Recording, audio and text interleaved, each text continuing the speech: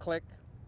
Hello everyone, this is Take from bigheadtaco.com, and I'm coming to you here from Andy, let me just check this out, Andy Livingstone Park. I don't know that, I hang out at this park, but I don't know the name of it, but it's a cool park just outside of Chinatown, just south of Chinatown, and I'm here to do my first impressions with the iPhone 6s. So I've had it for a week, and right away I wanted to shoot video on it because that's just, I don't know why I wanted to shoot video on it. I know why, because my producer wanted me to do it. He forced me to. I'm kidding. iPhone 6s. I don't need to go over the specs too much. Everyone knows it's a 12 megapixel front. It's not front facing. I always call it the front facing, but the back camera, but it's facing front, and a 5 megapixel selfie camera that's facing forward. Have I noticed a big difference in image quality? Yes. From 8 megapixel to 12 megapixel, that's actually a 50% increase in pixels, but is it a 50% increase in sensor size? No. Do I know that for sure? No. But when you keep the same sensor size and you just increase the pixels, there is a point where there's just too many pixels for, that's a SkyTrain going through behind us here. It's a very busy part because there's a main street here, Carroll, got SkyTrain, you got girls playing soccer over here, skateboarders over there, dog park over here. But anyways, I think the balance of the 12 megapixel on this size sensor is probably, you don't want to go much bigger than the 12. If you go up to 16 megapixel, like in the Samsung the Galaxy S6, then you would probably want to get a bigger sensor. But for this one, 12 is great. Have I noticed a change in dynamic range? Exposure latitude, no. You can blow out highlights pretty easily with this unless it goes into HDR mode, which means it takes at least 2 pictures, maybe 3, and it sandwiches them together. So you can balance out the highlights and shadows a little bit better. But dynamic range, I have noticed in certain areas, I've been posting on my Instagram account, so you can take a look what I've posted there, but there's a certain quality, a rendering that's different, and I don't think it's just the sapphire crystal front lens on this camera. And even that sapphire crystal, I don't know if it's an optical lens or if it's just an optical cover, like a filter on a camera. And I think that's what it is. It's just to keep it from scratching. But the actual optical part that renders the image is sitting in behind the sapphire crystal front cover, which is, I'm pretty sure, if I'm wrong, just correct me in the comments, but I'm pretty sure that's what that sapphire crystal is about.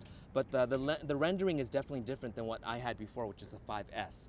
Now, compared to the 6, I should check the specs, but I don't know if that has changed in terms of, other than the megapixel count, has the lens design changed, has the sensor changed, or at least the sensor size? I don't know. But what I did check is with the Camera Plus app, you can go into a mode where you upload the image onto Camera Plus and you hit the info button. And it actually gives you information on the actual size of the image, how many megabytes it takes, what is the millimeter size field of view of the lens, as well as the aperture. So this is what I've checked out. So on a 3:2 aspect ratio image on the 6S, you're getting a 3024 by 4032 image, okay? And that works out, for this image that I took, it's worked out to about 3.54 megabytes for that size, file size.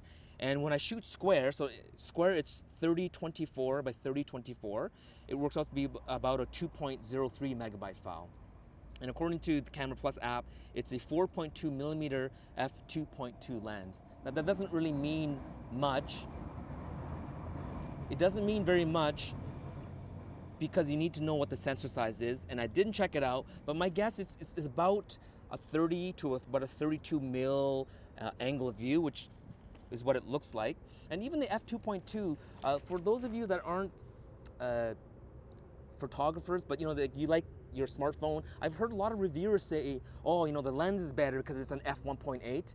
Oh, you know, this lens isn't as good because it's f2.2. That's actually incorrect. Just because the lens, so the smaller the number on f-stop, the aperture, it just means it allows more light in. Now, allowing more light in doesn't automatically make it better. It just means in low light, will be able to have more reasonable shutter speed so you can hand hold the image, but that doesn't really make it better. And during bright daylight, I actually prefer a lens that has a larger aperture. So to me, f2.2 is pretty good. If it was f2, Does that mean the lens is better? No, it just means low light is better. Most of these smartphones too, they don't they're not they don't have an aperture ring where it actually stops down, so it's pretty much always shooting at f2.2. So during daylight, this camera drops down to like ISO 50 or ISO 25. I don't know what the minimum ISO on the iPhone. Let's look at a bright image where we're in bright-ish sunlight. This is reasonably bright here, and then import the image, go into info, and yeah, so this tells me an image I just took. It was shot at ISO 25. So I don't think the aperture does not stop down. And so the only thing that's affecting the exposure is the ISO and the shutter speed. So during the daylight, I want the aperture to be smaller, meaning f2.2, f2.4, f2.8. It's just in low light, and maybe even for video it affects that a little bit. But compared to I jumped from the 5S to the 6S. So if you have a 6 and you jump into the 6S, I don't really know what the difference is other than the megapixel count. But from the 5S to the 6S, huge difference. And I've really noticed, again, I'll be posting some of the pictures I've taken with, but man, it's a sharp lens. And I didn't bring the camera with me, but the Fujifilm X-Q2 point and shoot, that's a 12 megapixel camera. And my beloved Ricoh GRD4, which had the 1/1.7 inch sensor, is a 10 megapixel sensor. So in terms of megapixels, it would appear that the iPhone is either equal to or better than a lot of the older point and shoots. And to a certain degree, it has more pixels, but because those cameras have larger sensors, you're still gonna get better dynamic range. The lenses will be better on those point and shoots. And also in terms of shallower depth of field, you'll get better shallow depth of field on those cameras.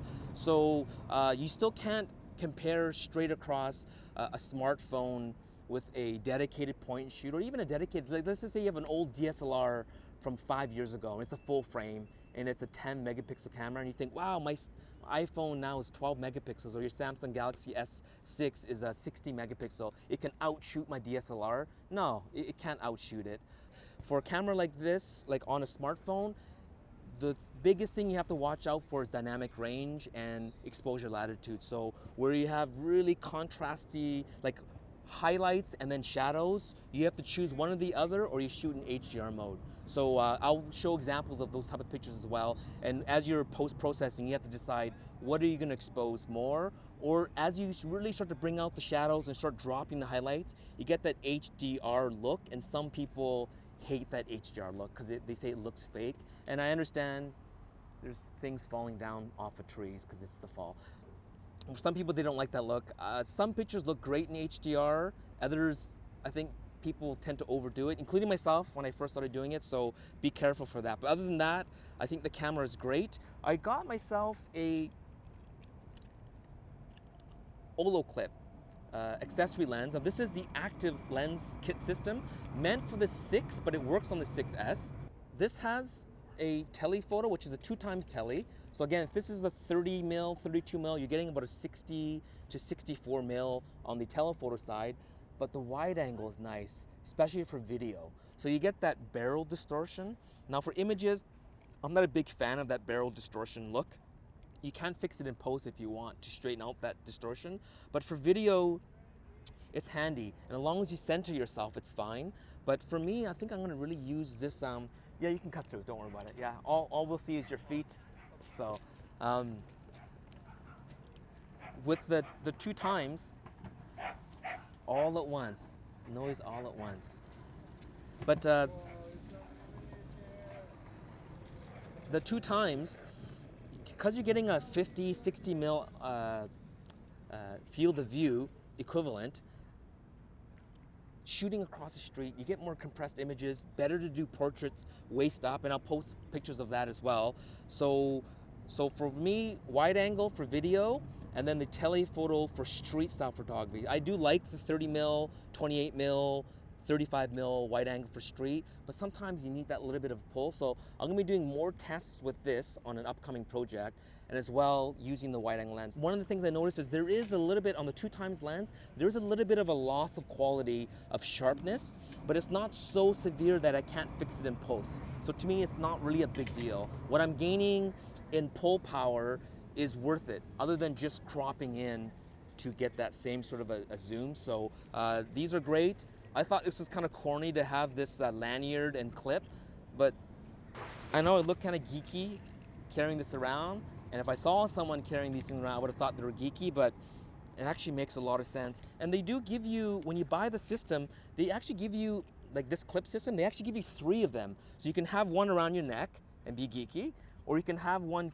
clip to your camera bag, and then have another one clipped somewhere else. So you can have, you don't need to constantly remove this and attach it on something else. Some use it on a keychain. So this actually is a pretty good idea. You got lens caps on both sides. So with something like a lens system like this, and another thing about this I like is that it works with your selfie camera as well as your main back camera. So some of the systems, like the Moment lens system, it only works front facing or the back camera, but you can't use it for the selfie mode. So that's another reason why I like this olloclip system, and I think it's probably, in terms of maybe not image quality, but in terms of ergonomics, how it works, you don't need a special case for it, although they do make one. You can just slip this on, so maybe I'll just show how it works. You just take this off. You can see how it kind of clips in. The lens sticks out a bit, so it actually helps you lining it up. You just kind of push it in, bang, it's ready to roll, like that. And if you use a front-facing one, you do have to kind of manually center it, because in the front it's flush, right? There is no way of it clipping in. It clips, it hinges in the back. So yeah, so I think it looks, I mean, it doesn't look cool. Actually, it looks kind of geeky, doesn't it? Walking around like this. And you have to take your case off, unless you buy the olloclip case. But overall, I think this is pretty good if you're a street photographer and you want to use this camera as a video camera, vlogging camera, in your main camera. You can actually pull it off now with the new iPhone 6s. So my first impressions is double thumbs up. I think this is a great tool. One of the complaints I heard from someone that had the 6 is that it felt too loose on the 6. And one of the things that people know about the 6S, that it's actually like micrometers thicker than the 6. So to me, this actually feels nice and tight. So in fact, this olloclip lens system that's meant for the 6 probably will actually feel nicer on the 6S, because it doesn't feel too tight for me. So anyways, that's my quick review. Thank you for watching, and we'll talk to you soon. Click, click.